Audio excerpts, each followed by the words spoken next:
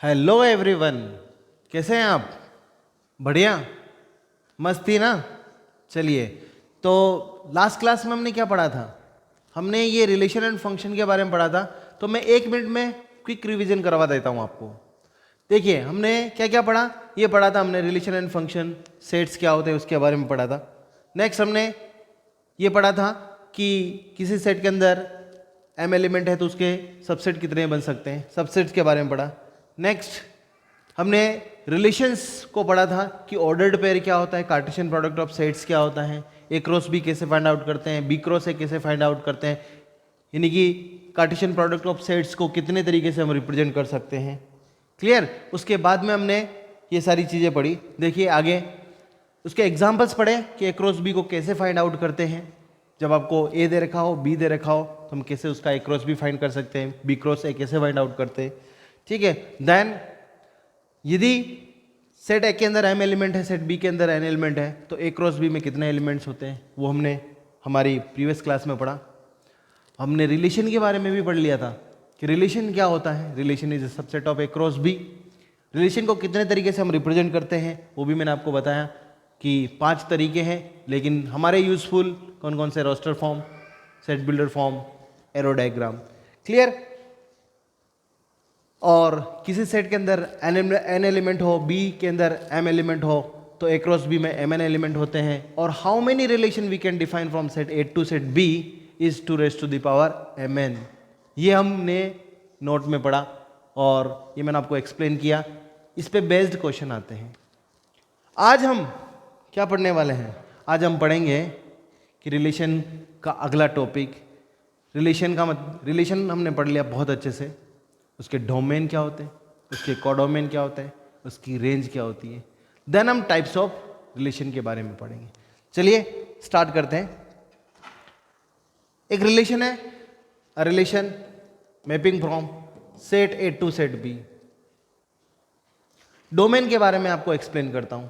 ठीक है, ये आपने 11th क्लास में पढ़ा है, मैं आपको केवल ब्रीफ कर रहा हूं। आपका जो बेस है वो आपको मजबूत कर रहा हूं। उसका बेस का मजबूती जरूरी है, अदरवाइज हम नहीं कर पाएंगे। सो एक रिलेशन है ए से बी पे डिफाइन। ठीक है। डोमेन, डोमेन क्या होता है? Domain of R. Domain of R क्या होता है? डोमेन ऑफ आर का मतलब होता है first component of order pair belonging to R. First component of order pair belonging to R is known as a domain of R. और domain of R को किससे रिप्रेजेंट करते हैं? डीओ आर से। Codomain of R, codomain of R, codomain of R क्या होता है? Set of all element of set B. Set of all element of set B is known as a codomain. Codomain is represented bye COR। यहां एक important बात हमें पता होनी चाहिए। डोमेन का मतलब first component of order pair belonging to R, लेकिन कोडोमेन में ये जरूरी नहीं है। बी के सारे एलिमेंट कोडोमेन होते हैं। ठीक है। Next, range, range of R, range of R, range of R. Range of R की डेफिनेशन क्या है? रेंज ऑफ आर की डेफिनेशन है second component of order pair belonging to R is known as the range of R. It is represented by R of are.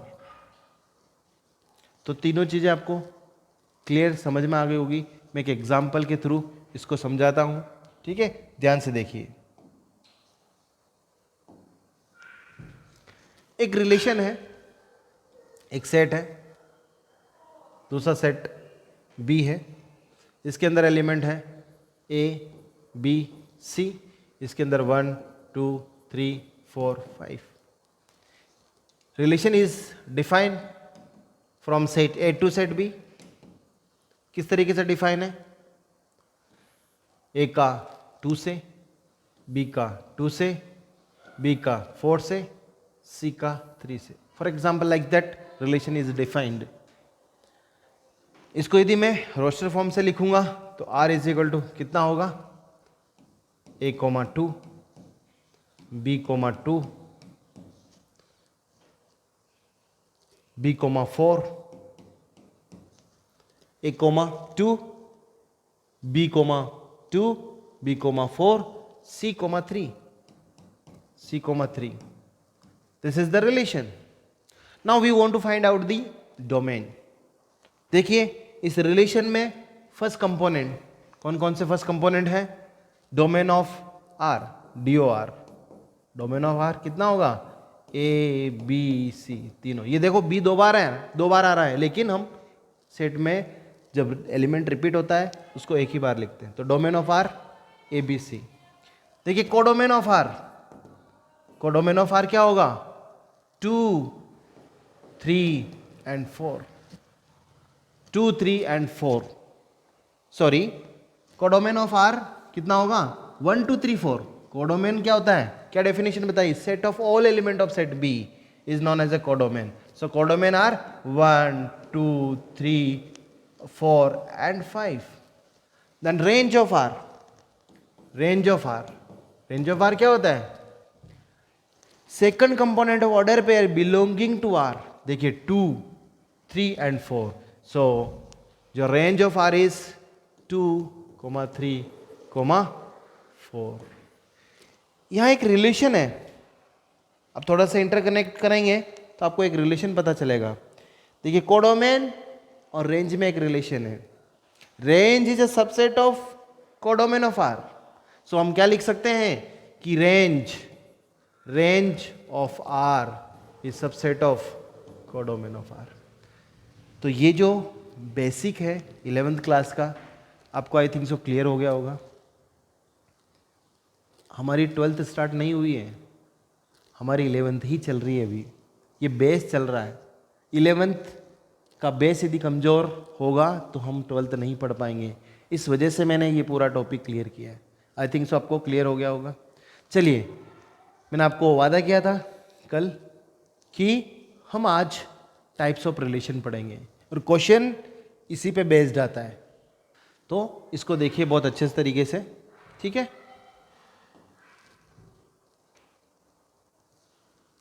Types of relation.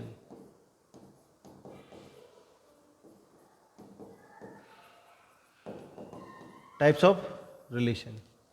हमने एक relation let किया. Let a relation mapping from set A to set B. एक relation हमने let किया, A से B पे define है. इस रिलेशन को हम क्या क्या कहेंगे, क्या क्या कह सकते हैं, उसके बारे में देखते हैं, ठीक है. तो first, identity relation. Identity relation. A relation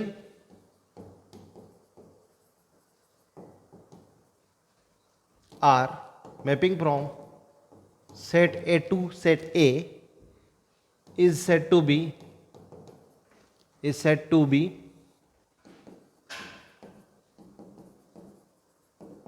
identity relation if and only if every elements of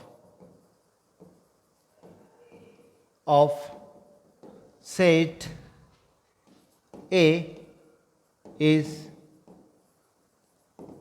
related to itself only. ये वर्ड बहुत इंपॉर्टेंट है. itself only मतलब एक के सारे एलिमेंट खुद से और केवल खुद से कनेक्टेड हो तो उस टाइप का रिलेशन आइडेंटिटी रिलेशन कहलाता है. जैसे इसको बोल सकते हैं कि इंट्रोवर्ड्स, मैं केवल खुद से और खुद से ही रिलेशन रखता हूं, दूसरों से नहीं रखता हूं. उसको क्या बोलूंगा मैं? Identity relation. एक छोटा सा एग्जांपल मैं आपको दे रहा हूं, समझिए इसको. एक सेट है जिसमें 3 एलिमेंट है, 1, 2, 3, 1, 2, 3. यदि 1 का 1 में रिलेशन है, 2 2 से कनेक्टेड है, 3 3 से कनेक्टेड है, तो this type of relation is known as a identity relation. देखिए, ये केवल इंफॉर्मेशन के लिए है, ये एग्जाम में नहीं आता है, लेकिन आपको पता होना चाहिए कि आइडेंटिटी रिलेशन क्या होता है। तो ये इटसेल्फ ओनली बहुत इंपॉर्टेंट है। क्लियर है? चलिए next, reflexive relation. Second,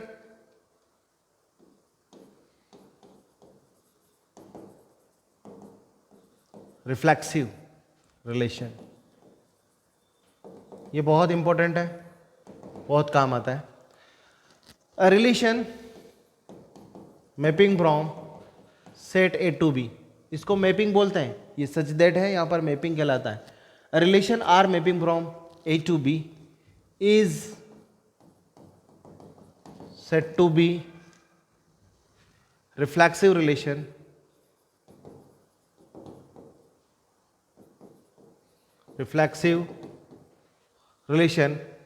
if and only if. ये वर्ड आप बहुत ध्यान से देखिए, if and only if IFF से लिखते हैं, ठीक है। Relation R mapping from A to B is set to B reflexive relation if and only if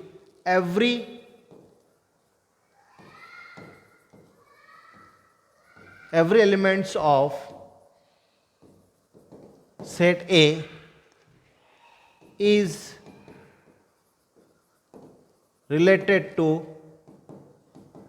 itself। Only हट गया, आइडेंटिटी रिलेशन में से यदि ओनली को हटा दे, केवल इटसेल्फ रख दे, तो that relation is known as a reflexive relation. बहुत सिंपल। रिफ्लेक्सिव रिलेशन क्या है कि हर एक एलिमेंट सेट ए का कनेक्टेड होना चाहिए, खुद से कनेक्टेड होना चाहिए। दूसरों से कनेक्ट हो कोई प्रॉब्लम नहीं। जैसे मैं इंट्रोवर्ड्स हूं लेकिन मैं दूसरों से रिलेशन भी रखता हूं तो मुझे कोई प्रॉब्लम नहीं है। That relation is known as a reflexive relation. बहुत आपको अच्छे से समझ में आ गया होगा कि आइडेंटिटी रिलेशन में से ओनली को हटा दिया जाए तो that relation is known as a reflexive relation. एक छोटा सा एग्जांपल दे रहा हूं मैं आपको। 1 2 3 एक सेट है, 1 2 3 सेम सेट ले सकते हैं क्योंकि every element of set A is related to itself, इसलिए हमें दोनों सेट सेम लेने पड़ेंगे। सो 1 का 1 में रिलेशन है, 2 का 2 में रिलेशन है, 3 का 3 में रिलेशन है। यदि 1 का 2 में रिलेशन हो जाए, 1 का 3 में रिलेशन हो जाए तो this is known as a reflexive relation, but it is not a identity relation. तो केवल डिफरेंस किसका है? ओनली का। इसका मतलब है कि यहां पर कंसेप्ट हम समझ सकते हैं कि every identity relation is a reflexive, but every reflexive need not to be identity। Clear है? लेकिन इससे काम नहीं चलेगा। वी हैव टू प्रूव कि रिलेशन रिफ्लेक्सिव है या नहीं है। तो इसका लैंग्वेज फॉर्म, इसको कैसे प्रूव करेंगे वो मैं आपको बताता हूं। तो किसी भी रिलेशन को रिफ्लेक्सिव रिलेशन प्रूव करने के लिए क्या करेंगे? We have to let one element from the set A, जो उसका क्या कहलाता है? डोमेन। हम क्या करेंगे? एक एलिमेंट लेंगे, किसमें से?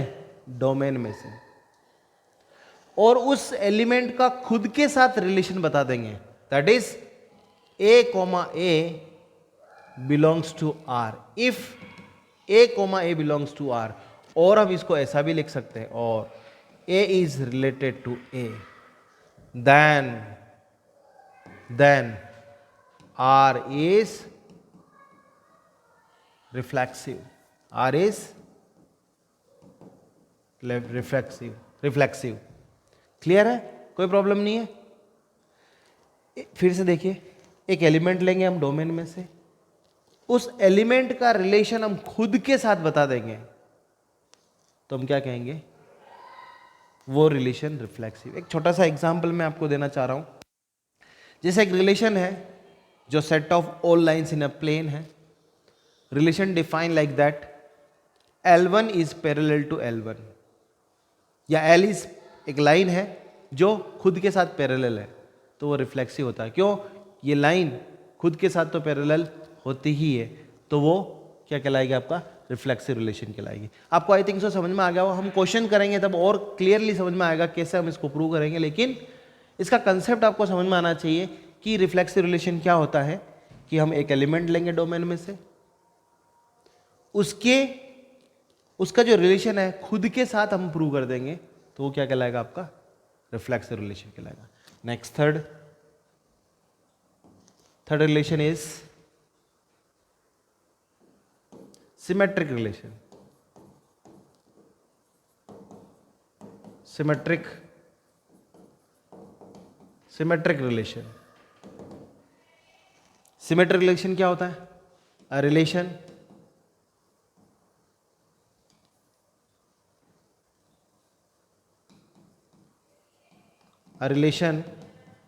R mapping from set A to set B is said to be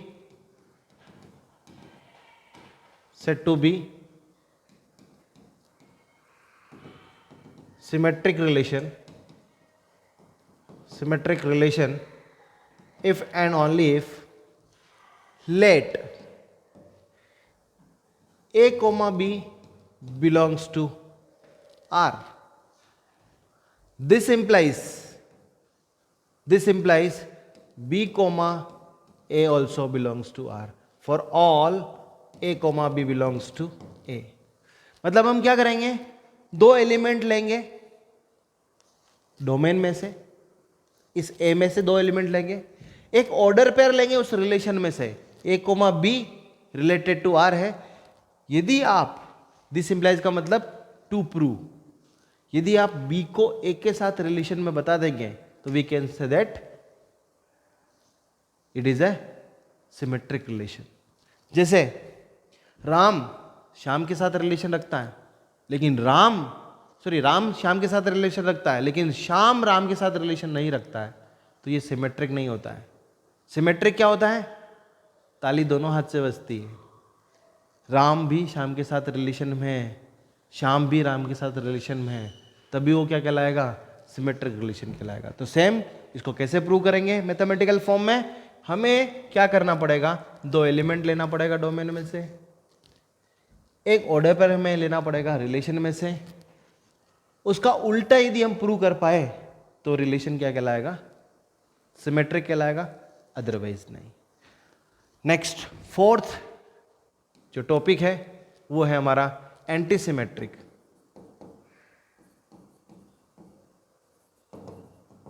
antisymmetric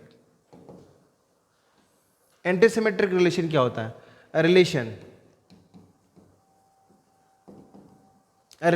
R mapping from A to B is said to be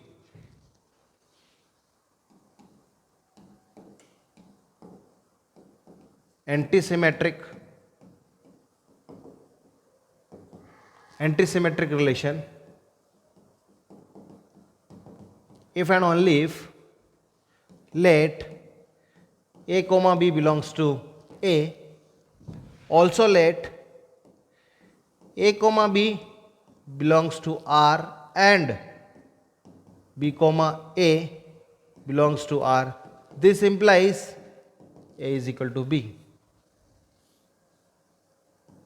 A is equal to B.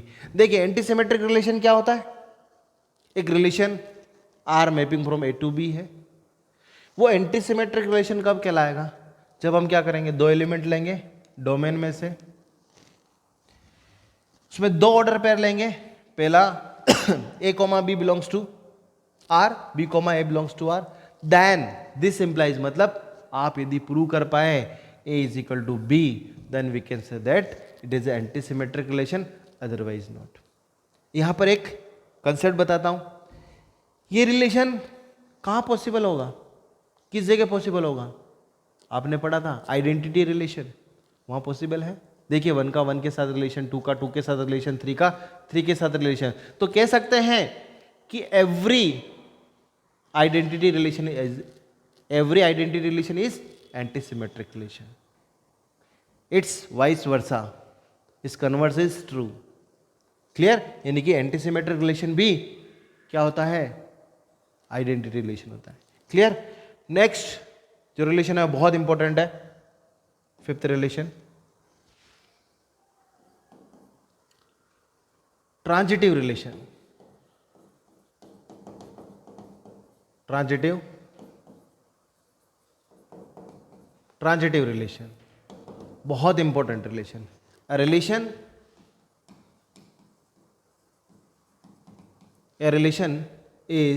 relation R mapping from set A to set B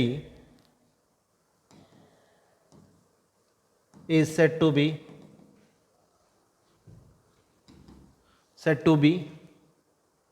transitive relation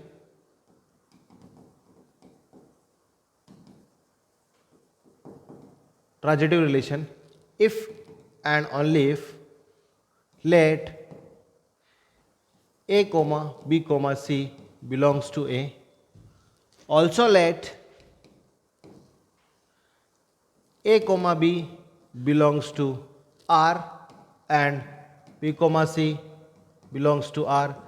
This implies A, C belongs to R. देखिए, and transitive relation क्या होता है? Transitive relation में क्या करेंगे? हम 3 element लेंगे, याद रखना 3 एलिमेंट। किस में से? डोमेन में से। A, B, C belongs to A। हम 2 ऑर्डर पेयर लेंगे। कैसे ऑर्डर पेयर लेंगे? देखिए, A का B के साथ रिलेशन है, B का कई तीसरे एलिमेंट के साथ रिलेशन है, B का C से रिलेशन में। यदि आप फर्स्ट का थर्ड के साथ रिलेशन प्रूव कर देंगे तो हम क्या कह सकते हैं? It is a transitive relation. एक छोटा सा एग्जांपल देना चाहता हूं। 2 is a factor of 4, 4 is a factor of 8, 2 is also factor of 8। तो ये ट्रांजिटिव रिलेशन है। क्लियर है? आई थिंक सो आपको समझ में आ गया, कोई प्रॉब्लम नहीं है। Next 6 relation, equivalence relation. Equivalence relation, a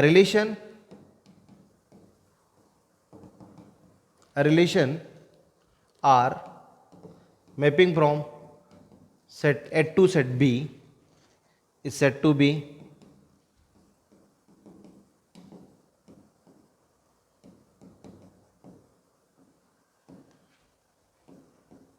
equivalence relation if and only if it is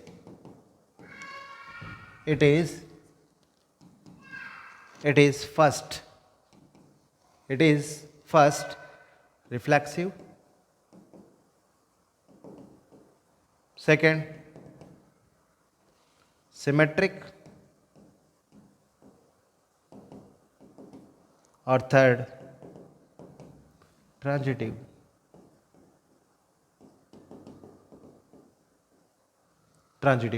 कोई रिलेशन इक्विवेलेंस रिलेशन कब कहलाएगा?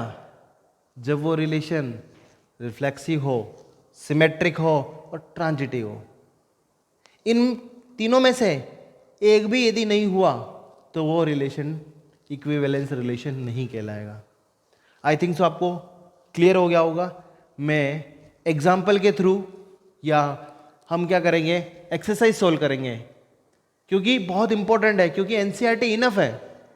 कुछ क्वेश्चंस और एक्स्ट्रा चाहिए तो मैं आपको प्रोवाइड कर दूंगा, लेकिन सबसे पहले हमें इस चैप्टर की एनसीईआरटी को परफेक्ट करना पड़ेगा। जब एनसीईआरटी परफेक्ट हो जाएगी तो हम इससे रिलेटेड कोई भी क्वेश्चन हमें एग्जाम में मिलेगा, पेपर में मिलेगा, आपके प्री बोर्ड में मिलेगा, हाफ ईयरली में मिलेगा, 100% आप सोल्व कर पाएंगे। तो आज हमने क्या पढ़ा? टाइप्स ऑफ रिलेशंस में क्या पढ़ा हमने? Identity relation, reflexive relation, symmetric relation, anti symmetric relation, transitive relation और इक्विवेलेंस रिलेशन। तो हमने 6 टाइप के रिलेशंस पढ़े और इनको कैसे प्रूव करते हैं उसके बारे में भी पढ़ा। क्लियर है? और हम नेक्स्ट क्लास में मैं एनसीईआरटी एक्सरसाइज 1.1 के क्वेश्चंस करवाने वाला हूँ, इन्हीं पे बेस्ड है। तो कृपया इस टाइप के जो कंसेप्ट है उसको परफेक्ट कर लो, इसको कैसे प्रूव करते हैं वो कर लो, तो हमारा सारे क्वेश्चंस एनसीईआरटी के हम कर पाएंगे। ठीक है? तब तक के लिए जय हिंद, जय भारत, थैंक यू।